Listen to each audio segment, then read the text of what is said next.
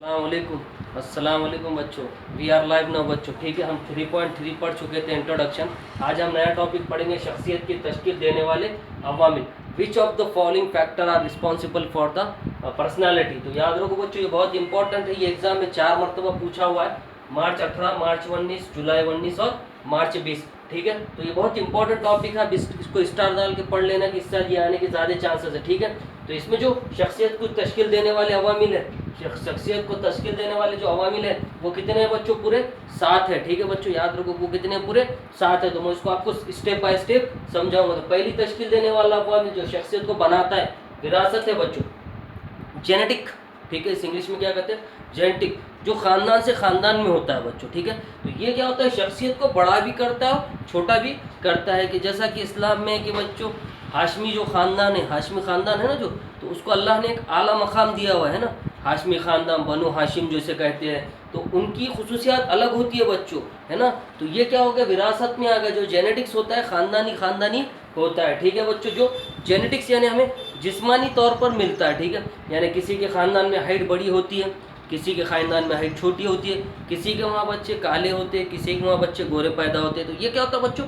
Genetic problem होता है। तो ये शख्सियत को कैसा अंदर अदा करता है कि जिसके ख़ानदान में अच्छे हाइटेड लोग पैदा होंगे तो अच्छे होंगे, तो वो क्या करेंगे बच्चा? वो थोड़ा खुद को बड़ा समझेंगे ना, और जो छोटे ये होंगे तो वो थोड़ा सा अपने आप को कमतर समझेंगे। तो ये विरासत क्या करती है? शख्सियत को ऐसे तश्कील देती है। बेटा दूसरा एंडोक्राइन ग्लैंड, बेनाली, उर्दू में क्या कहते हैं? बेनाली और एंडोक्राइन ग्लैंड। तो ये बॉडी के अंदर होता है बच्चों, है ना। किसी किसी को क्या होता है बच्चों के उम्र से पहले बाल सफ़ेद हो जाते हैं, किसी किसी को क्या होता है कि उम्र से पहले कोई चीज़ उसमें ऐसी हो जाती है कि जो उसके वालिद साहब में थी और उसमें उसके वालिद साहब में नहीं थी और उसमें वो अचानक आ गई। मतलब क्या हो ना कि किसी के गले ये बारीक होते हैं और किसी के गले क्या होते हैं बेटा? ऑटोमेटिक क्या हो जाते हैं? बड़े हो जाते हैं, या कोई बॉडी के अंदर से प्रॉब्लम आती है, तो वो भी शख्सियत को क्या करती है बेटा?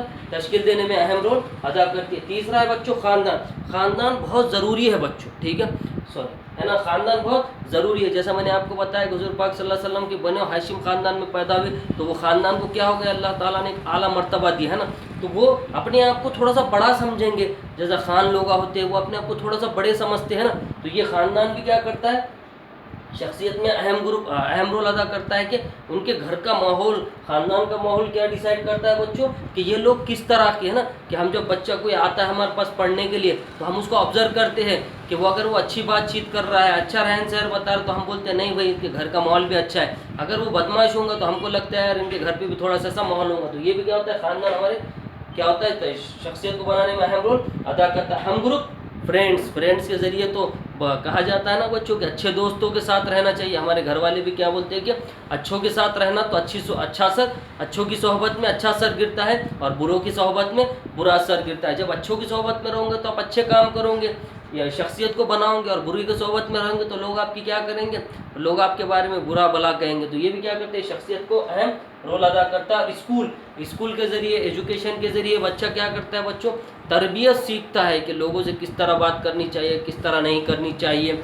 तो वो अपनी शख्सियत को अंदर से निखारता है कि जब कोई किसी से हम बात करें तो लोगों को समझ में आता नहीं भाई कि ये एजुकेटेड पर्सन है, जब वो अच्छी तरह से बातचीत करता है। और अगर ऐसी ही बात करता रहा अरे तुरे से, तो क्या मालूम होता है कि ये एजुकेटेड नहीं है। तो स्कूल के ज़रिए भी बच्चे की शख्सियत बढ़ती है।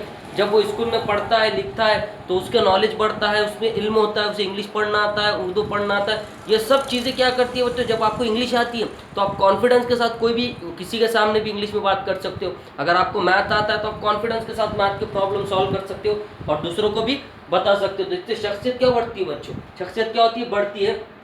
उसके बाद है बेटो मास मीडिया। ये मास मीडिया तो बहुत अहम रोल अदा करता है शख्सियत को बनाने के लिए।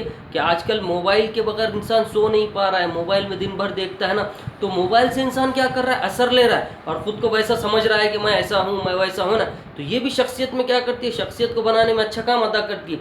आज जो क्राइम बढ़ गए हैं, है ना, कि इंसान गलत यूज़ भी कर रहा है मोबाइल का, तो इससे शख्सियत क्या होती है बच्चों? आदमी की बदल जाती है मीडिया के ज़रिए भी। और उसके बाद है सकाफ़त, कल्चर। अल्हम्दुलिल्लाह हम लोग मुसलमान हैं बच्चों, तो हमारे इस्लाम में ये बताया गया है कि हर मज़हब की इज़्ज़त करो, ہر ایک مذہب کے لوگوں کی عزت کرو، ان کو برا بھلا مت کہو، حسد مت رکھو، جلن مت رکھو. تو اس سے کیا ہوگا بچوں؟ جب ہم میں حسد جلن بغض نہیں ہوگا تو ہمارے دل صاف ہوں گے، تو اللہ کی مدد بھی آئیں گی بچوں. تو یہ ثقافت کیا کرتی ہے بچوں؟ غیروں میں یہ کوئی چیز ہے نہیں. ثقافت جو ہے نا، اسلام کا سب سے اہم مضبوط پایا ہے، جس میں ہر چیز بتائی گئی ہے، ایمان بتایا گیا ہے نا. تو ٹھیک ہے بچوں، تو یہ 7 عوامل کیا ہے بچوں؟ شخصیت کی تشکیل دینے والے عوامل ہے، جو بہت امپورٹنٹ ہے. اب میں اس کو پڑھ کے سناتا ہوں بچوں، یاد رکھو یہ امپورٹنٹ ٹاپک ہے، آپ کو ایگزام میں آ سکتا ہے. ٹھیک ہے بچوں، اب میں پڑھ لیتا ہوں تھوڑا سا تو آپ کو سمجھ میں آ جائیں گا. ٹھیک ہے.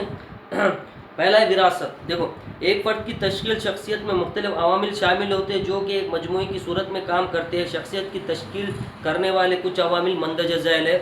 وراثت ان تمام خصوصیات کو ظاہر کرتی ہے جو فرد کو اپنے والدین سے وراثت میں ملتی ہے. وراثت ایک شخص کی جسمانی اور ذہنی صورت کو متاثر کرتی ہے.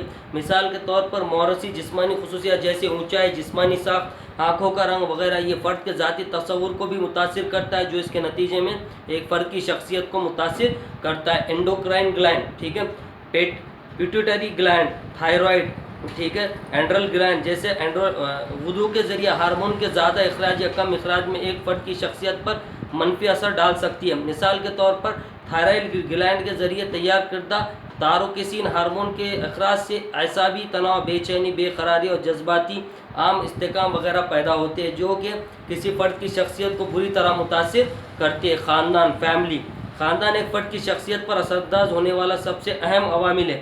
خاندان سے متعلق عناصر جیسے خاندان کی ساخت، خاندان کی سماجی معاشی حیثیت، خاندان میں جذباتی، علمی اور ثقافتی ماحول، خاندان کے افراد کے درمیان تال میل، والدین کے بعد بچوں کی پرورش کا طریقہ ایک فرد کی شخصیت پر اہم اثر ڈالتا ہے.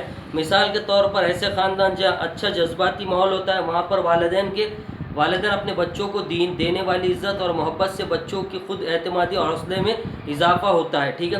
ہم عمر گروپ ساتھی ہماری جسمانی زندگی کا ایک وسیع پہلو ہے. ہم عمر ساتھی روزمرہ کی زندگی میں ہمارے بچپن سے لے کر بڑھاپے تک ہمارے آس پاس رہتے ہیں. ایک ہی کلاس روم، کام کی جگہ یا اسپورٹس کلب کے ممبر ہم عمر گروپ بناتے ہیں.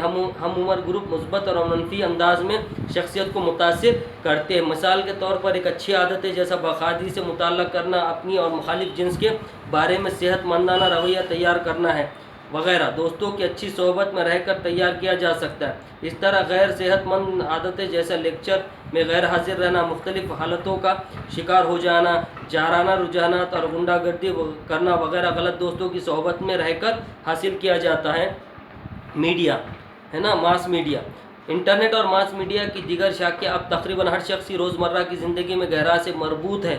ماس میڈیا ایک تفریحی، تعلیمی، اطلاعاتی اور سماجی ذریعہ ہے. آج کل نو عمر کی اکثر ٹی وی، موبائل وغیرہ کے سامنے زیادہ سے زیادہ وقت گزارتے ہیں، جو کہ ایک شخص کے ان کی شخصیت کو متاثر کرتی ہے. مثال کے طور پر میڈیا کسی فرد کو حالیہ معلومات وغیرہ کے بارے میں تازہ ترین معلومات فراہم کرتی ہے، جو کہ کسی فرد کی شخصیت کو نشوونما پر اثر انداز ہوتی ہے. دوسری طرف میڈیا کو استعمال کرنے کی ضرورت سے زیادہ لت دینے سے منقطع ہونے کا سبب بن سکتی ہے. مثال کے طور پر نیند سے محروم ہونا، خود پسندی، ناقص تعلیم کارکردگی، عدم تحفظ، غیر سماجی برتاؤ، تنہائی وغیرہ، جو کہ فرد کی شخصیت کی نشوونما کو بری طرح متاثر کرتی ہے. ثقافت، کلچر. ثقافتی عوامل کسی فرد کی شخصیت کی تشکیل میں ایک اہم کردار ادا کرتی ہے.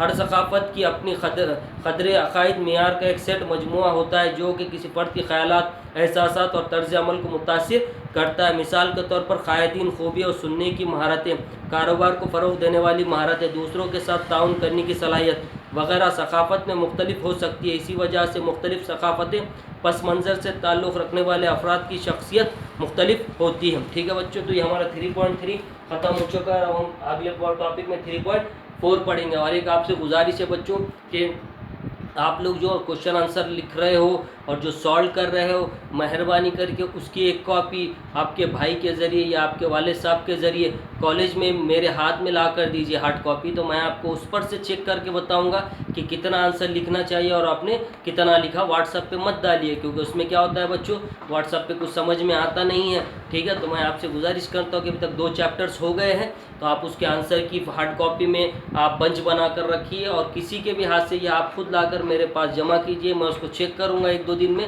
और आपको बोलूँगा कि उसमें क्या क्या और कितना लिखना है, ठीक है बच्चों। और ये गुजारिश जो मैंने आज पढ़ा है, ये 60 पॉइंट, इसे अच्छी तरह पढ़िए, ये इंपॉर्टेंट टॉपिक है। अब इसमें क्या करना है बच्चों, एक पॉइंट पढ़ लिए विरासत, तो इसके ऊपर एक जुमले की खाली जगह जोड़िए और सही गलत निकालिए। फिर उसके बाद बड़े क्वेश्चन बाद में निकालना बच्चों, ठीक है। तो आप में ये आदत होना कि खुद से क्वेश्चन करो और खुद से आंसर निकालो, ताकि इससे आपको 10-10 बार पढ़ने की ज़रूरत ना गिरे और आपका टॉपिक एक ही बार में कंप्लीट हो जाए, ठीक है। इसके बाद 3.4 अगले लेक्चर में पढ़ेंगे।